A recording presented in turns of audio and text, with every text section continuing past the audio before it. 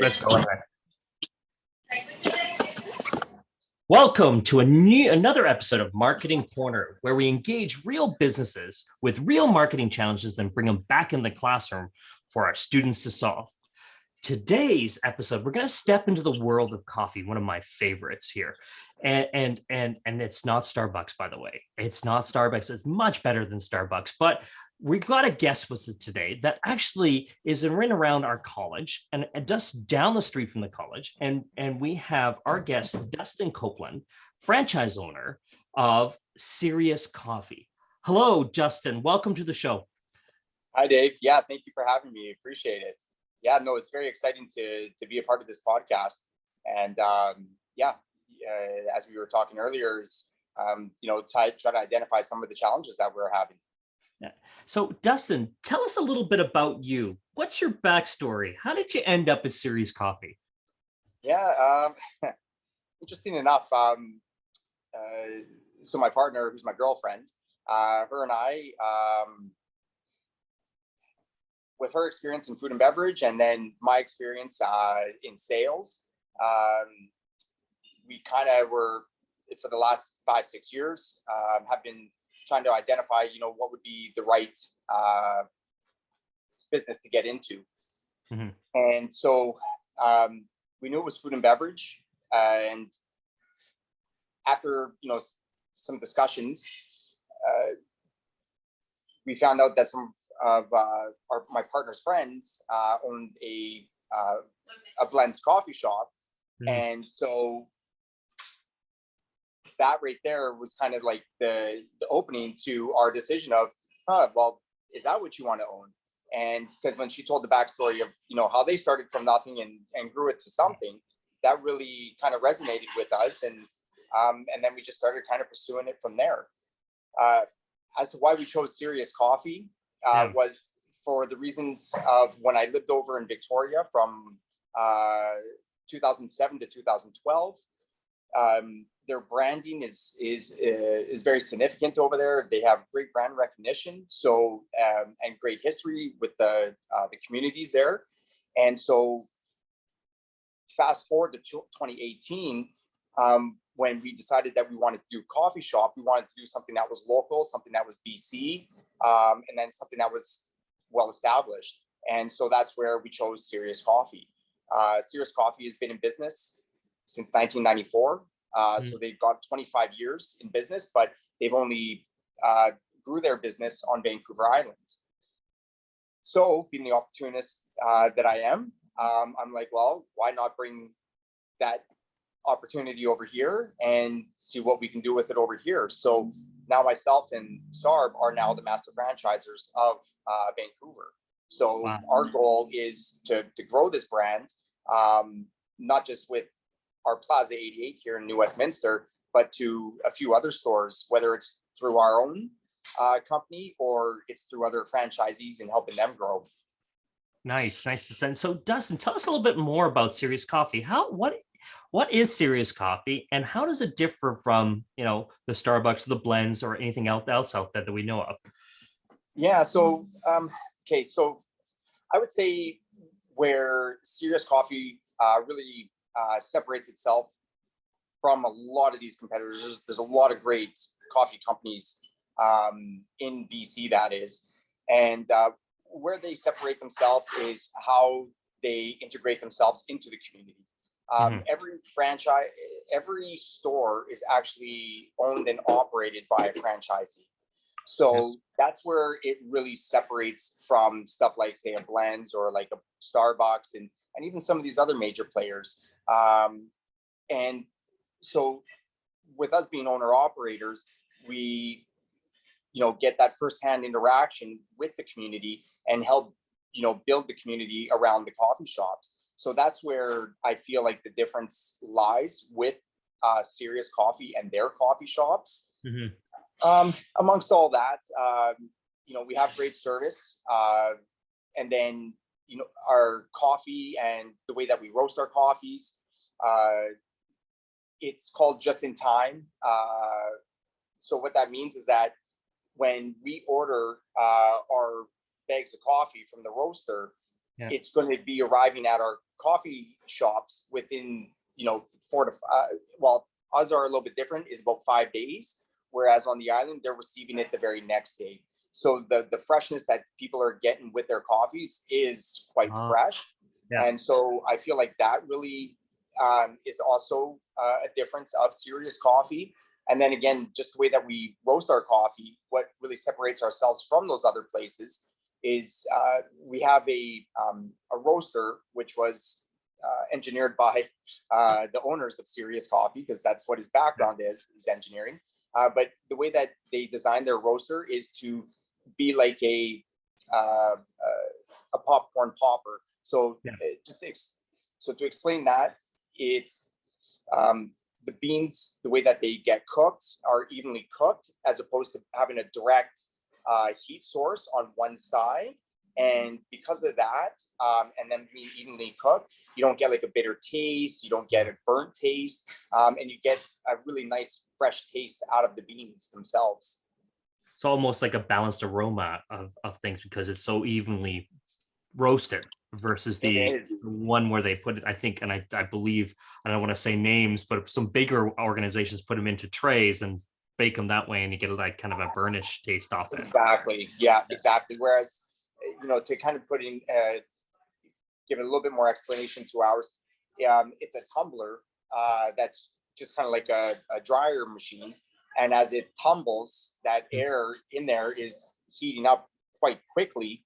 And we just have all our roast timed to a specific temperature.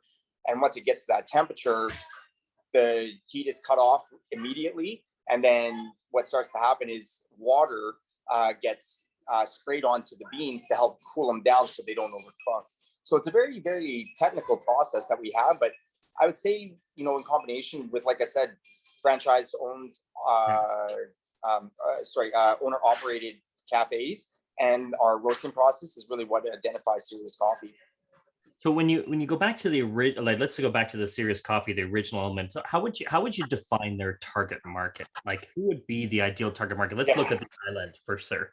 I feel like their target market, to be, from my opinion, I feel like they're trying to go after like the 45 plus, or maybe even 40 plus. That's kind of what I have identified as to, their customers and what their customer base is. Whereas Plaza 88 is quite different. Plaza 88, my target market is, I would say, we're talking, I want to go as low as 21 and as high as, to the boomer market, like to the 55 market. So I know it's quite a wide spread, but because of the amount of people that are in our area, that to just target a specific demographic, at a small age range, that's just not Plaza 88. So, but again, going back to Serious Coffee, that's who they want. That's what I feel like their target market is probably like the 40 plus. Well, and it would make sense because what we do see mostly, what we have seen, and maybe this has changed after COVID because now people are moving, but we've seen a more retiree base on the island where more and more people are older elements that are looking for a quieter lifestyle that tends to be happening. But we'll see what happens and what turns out after all this COVID things happen. But what you've really touched on, Dustin, I think we want to circle back on because you're now transforming. So we do know there's a unique selling proposition or a unique opportunity with this type of roasting that Serious does. It seems it's quite different than what's out there.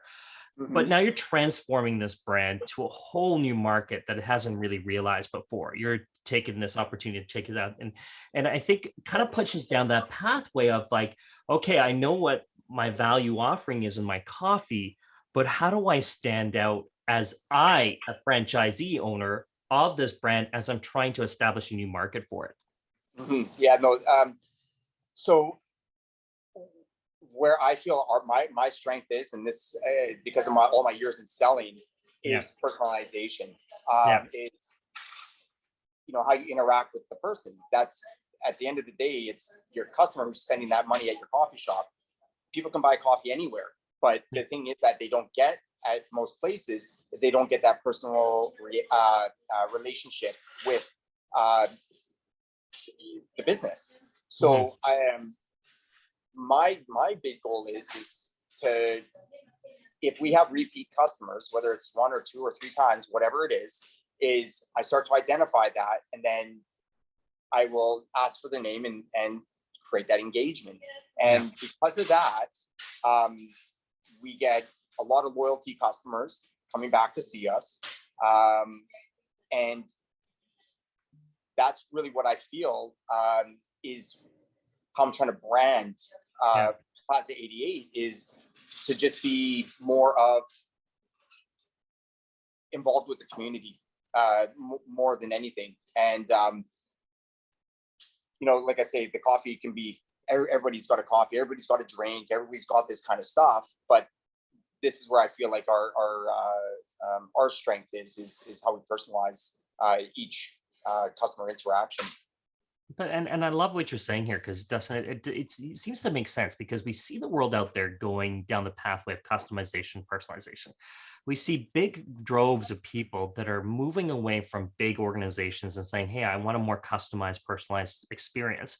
And what I hear in the underlines of this is, like, we can hear a lot of story about Plaza 88 getting its own, building its own personalization, meaning that it's building its own brand personality. In the crux of what the Serious Coffee brand stands for, and it's almost building its own unique identity. And I think one of the challenges I think franchisees have, and I don't know what if they speak, tell me if, but I think is, how do you identify yourself within a bigger organization? When you are trying to follow that brand franchise model. But again, you're in a different market, you have a different target customer, it's slightly different, they want to be served slightly different. Do you have the flexibility and the freedom to be able to do that within the branding? Yeah, you know what, Dave, that's a fantastic question that you asked. You know what? So my relationship with the owners of Serious Coffee is kind of like, I would say my relationship is with you, Dave, is very trustworthy. We connected very, very quickly, and the flexibility that they've given us is to create a Serious Coffee brand specific to the Vancouver market. So if I want to change, items or add new items, yes, there is a process, but they've given me that flexibility that what I do here, it's not going to impact the other brands or the other franchisees, because they're in a totally different market. But the thing is that what I have encountered is that if I create an item here and it's successful, then they make that chain wide. So that product now becomes available to the chain for each franchisee to adopt if they really truly want it. So in the short period of time that Plaza 88 has that we've been built and opened and running, in total we've created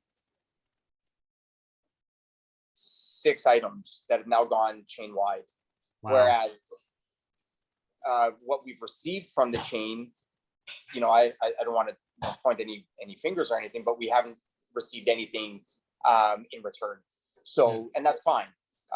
Again, this is business. This is our business. But yeah, that's the kind of flexibility that we do have, Dave, to kind of just, to make that simple and sweet, is we do have that flexibility to create our own product if we want to. Yes, there are some restrictions, but they do have flexibility with us. I love it, because something, I think one of the challenges to franchise is they put too many restrictions around things, and they're not agilely responding to a market. And I think probably like there's probably a lot of different brands out there that have this challenge. But again, like having that flexibility, because we look at some big brands that have had the flexibility to adjust and meet the market needs really quickly. and we can talk about them, Airbnb, we can talk about Uber, all these elements, they had the ability to be flexible and move, and they had the information at their fingertips, and they listened and made those changes. So if you have that opportunity and there's a willingness to make those changes, I think is brilliant. But so let's take this back to Plaza 88. Let's take it back to you now. We've got an idea of where the Serious Coffee is. We see that you've got something unique. You've got something bubbling in the background. Well, bubbling as a ploy, but in the I love it. But again, let's take it back to you and your business, like your business environment, the other competitors around you, looking around other coffee shops. What are some of the challenges you face around that? Yeah, that's a great question, Dave. So there is a lot of great coffee shops in New Westminster. That's bar none. And so what I've identified is the density of coffee shops in a small area. And I don't know if this is accurate or not, but I almost want to feel like New Westminster has probably the highest amount of coffee shops, per square block, I feel. So with that being said, that means that the competition is very high. And so if you are not bringing your A game, it's, there's too many options that you get left in the dust. And so going back to your personalization and everything else, because that's kind of what I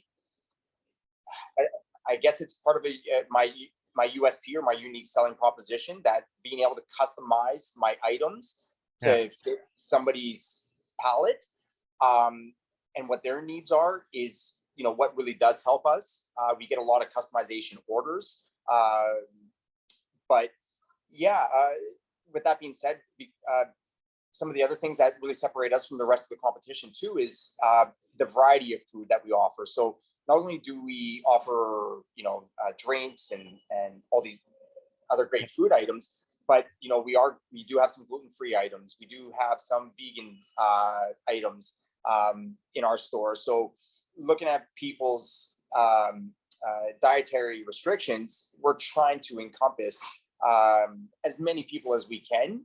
And so, I feel like that's where we kind of set ourselves apart as well.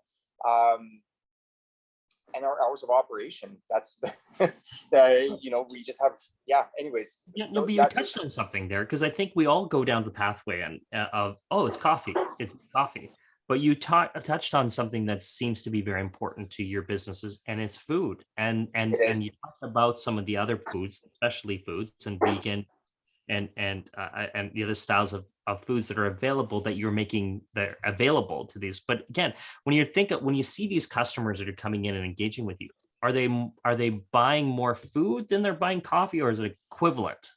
Yeah, that I was very surprised to see the stats, but it's literally like a 50-50. I'd probably say it's like 55 food, drinks, and then 45 or about 40% for our food. And then we have another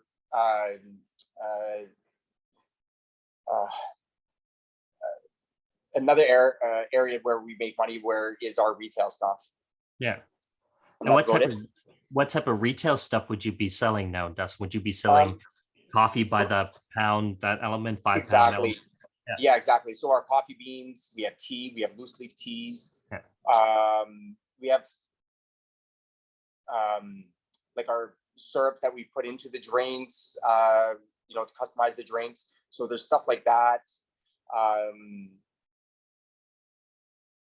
We also have like cups, merchandise, just little things, to personalize Serious Coffee. But that's kind of really all that we have for retail. So we don't really like that. Again, that's why it's a very small portion of our business. It's only 5% of our revenue.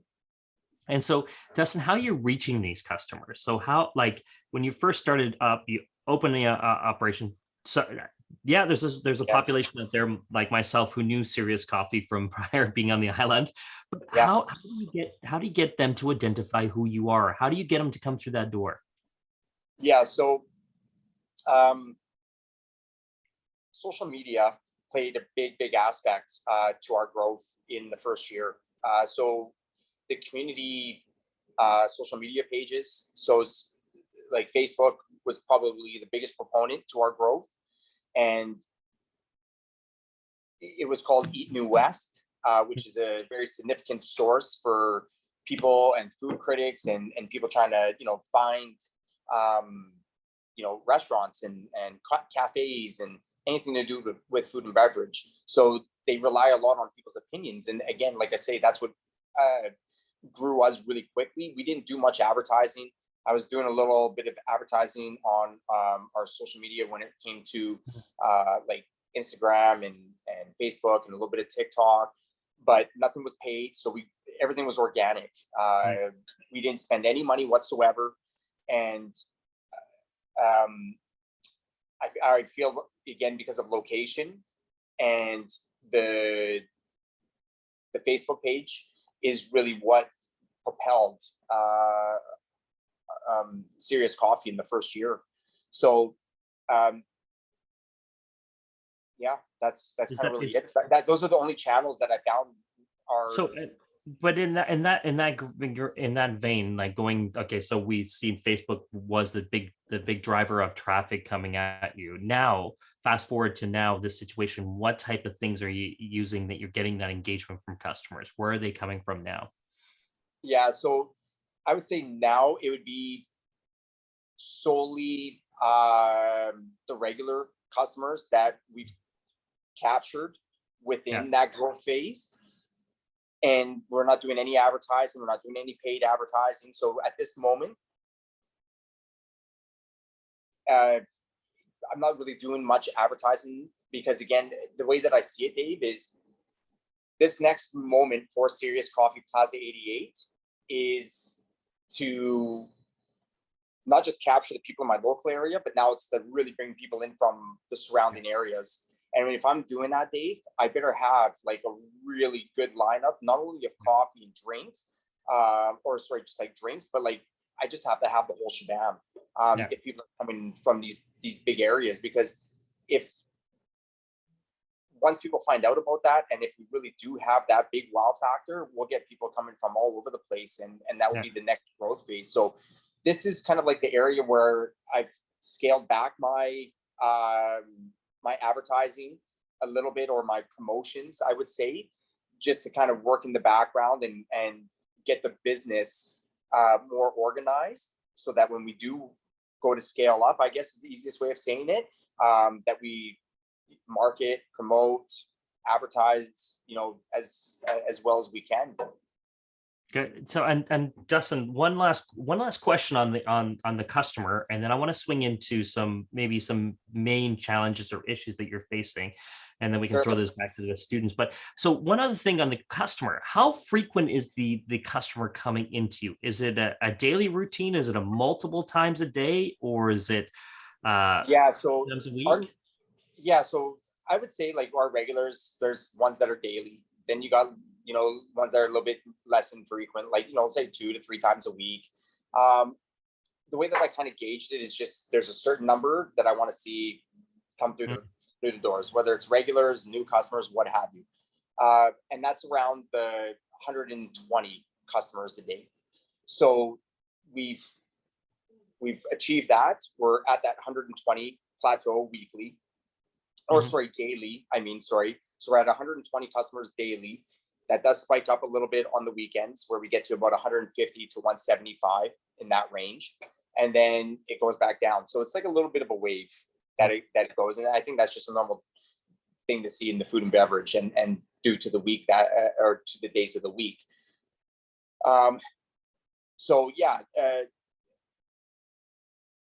Again, like I don't, because again we do have daily customers, so I don't really look at those as daily. I just look at my store volume on a daily basis. My numbers I would love to see, to be honest, number is 150, whether it's weekday or weekend. That's just kind of where my average is. And last year we saw 192 walk through the front door. Wow. So we saw some pretty good traction come through this place, and I feel like this place is capable of doing 200 a day, to be honest with you. And and you can see it, my friend. And as you said, if you're getting 192 through the door with a very competitive market around you with lots of different coffee shops, it's pretty exciting. You must be doing something quite right, and now we're going to figure out how do you scale it up from there. So taking it and scaling it up from there to reach that 200, what are some of the main issues, challenges that you're facing around getting your brand out there, getting your uniqueness out there, or anything that you're facing around that element? Um, I don't really feel like it's a challenge with getting the message out there, Dave. I think Hmm. it's the challenge where that lies within my store is making sure I have the right team in place, Hmm. so that with my vision that I see is that my team is able to execute that. And that's kind Hmm. of really it. If my team can't execute what we're doing and or what the vision is, um, then advertising and all that doesn't really matter to me, to be honest with you. Hmm. So um, that's where I feel like the challenge lies more so is because we're so new as a team that a lot of innovation and Yeah. creativity is just getting started. So that's what we're building on right now. So I say that's probably what my biggest challenge is. Once once we get it going, yeah, and once we get this place settled, I would say in all the social media channels again, and scaling up my marketing a little bit more so, and people, the buzz will start talking again about this place. So I feel like what I've noticed in direct correlation to that is that with the um, when I don't get exposed on these social media channels, is that we see a direct fall Mhm. come from business, and so that's the thing is I just need to get more third party people speaking about us, and that's what will build this place. Yeah, and I think you're on something. But again, it comes back to the same thing. I think it comes back to our original conversation: is identifying that brand identity, that really that culture that you all get behind element, and then you're messaging it constantly. And like it doesn't need to be paid, like you've discovered. It needs to be content, content, content, and then we need individuals out there, other people, other followers to keep sharing that content with you and with Yeah, other people and growing it that way. And I think you're onto something, Dustin. As I said, Dustin, you've got lots of things that are seem to be working without having to spend money, which is great because I think if we can find new ways to be more creative and critically think, these elements, I think we can build some really successful business models. So, Dustin, it's been extremely exciting talking to you here. I love what you're doing, and I love what you're set out to achieve. And I look forward to continuing this journey to see if we can at Douglas College can help you in providing you any sources and students to help in this as you try to advance this business into other opportunities. So exactly. No, I appreciate it, Dave. No, it's been great talking with you, and your podcasts are amazing. Just so you know, Innovation Fuel, I love it, and it's definitely taught me a lot about how to, be a better business person in my own business. So I think you're doing a fantastic job, man, and I really appreciate you reaching out to us and the way that you connected with me. This was a perfect partnership, and it was just the right opportunity at the right time. So thank you, Dave, for having me on your show and helping me, kind of bring a little bit more clarity to what I'm doing in my business. And so I appreciate that. And love yeah, and it. I hope the Douglas students can help me. Love it, love it, Thank love you. it. Well, that is another episode of Marketing Corner. Think about something here, guys. Think about it. Listening to what Dustin had to say doesn't necessarily mean that you need to spend lots of money to get your messaging out there. You need to figure out how to be creative with what you have and be able to get messaging out. And what we see, the principle of this element is developing the right content to meet the right audience and helping them grow your market. Think about that. Thank you.